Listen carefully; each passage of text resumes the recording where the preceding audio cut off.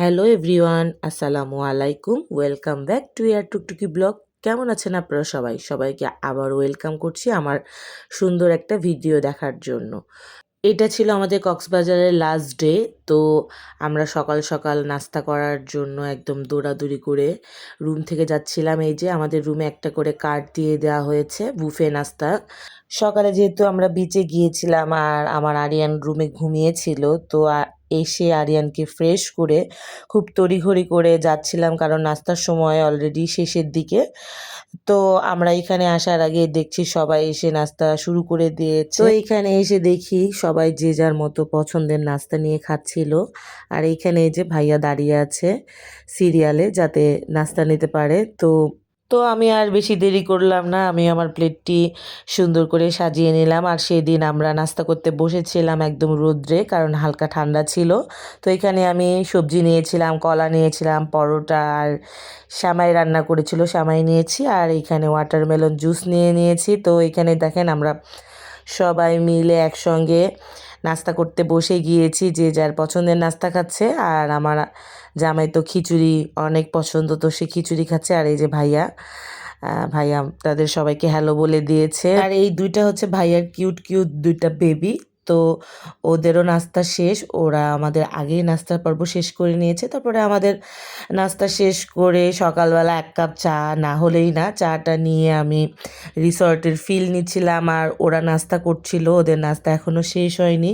নাস্তার পাশাপাশি আমরা অনেক অনেক গল্প করছিলাম, যার কারণে সবার একটু লেট হচ্ছিল। আর সবাই ঢিলিমিলি করে নাস্তা করতে আসছিল, কারণ সেদিন আমাদের লাস্ট ডে।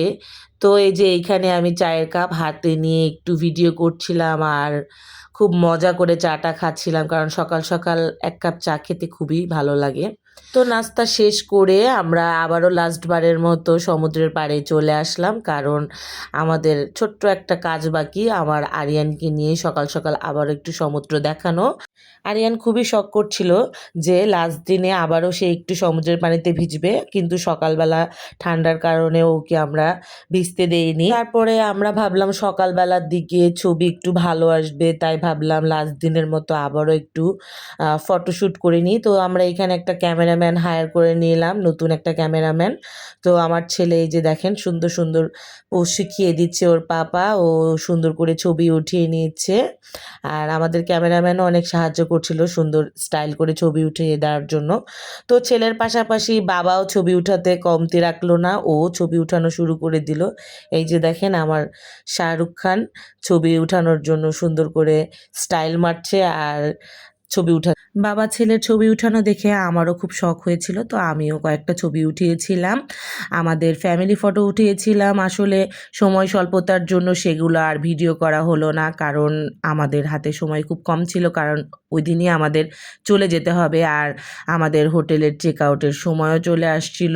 কক্সবাজারে আসার পর থেকে আমার আরিয়ান সোনা বায়না করছিল যে এই গাড়িটাতে উঠবে, আসলে সেভাবে সময় হয়ে উঠছিল না। তাই ভাবলাম লাস্টের দিন ছেলের আবদার পূরণ না করলেই না, কারণ ছোট মানুষ, ওদের খুশিতেই তো বাবা মার খুশি। তো আমরা ওকে নিয়ে গাড়িতে উঠে পড়লাম, ও তো খুব মজা পাচ্ছিল। আমরা পুরো বিচ ওই গাড়িটাতে ঘুরেছি, তারপরে আমাদের রিসর্টের কাছে এসে নামিয়ে দিয়ে গেছে। তো আমার এই ভিডিওটি আজকের মতো এইখানেই শেষ করছি, ভিডিওটি আর বেশি বড় করছি না। আশা করি আপনাদের ভিডিওটি ভালো লেগেছে। ভালো লেগে থাকলে প্লিজ লাইক, কমেন্ট ও শেয়ার। আর হ্যাঁ, আমার এই ভিডিও যারা ফেসবুক পেজ থেকে দেখছেন তারা একটি ফলো দিতে ভুলবেন না। আর ইউটিউব থেকে দেখে থাকলে অবশ্যই অবশ্যই সাবস্ক্রাইব করবেন। দেখা হবে নতুন কোনো ভিডিওতে, ততদিন পর্যন্ত আল্লাহ হাফেজ।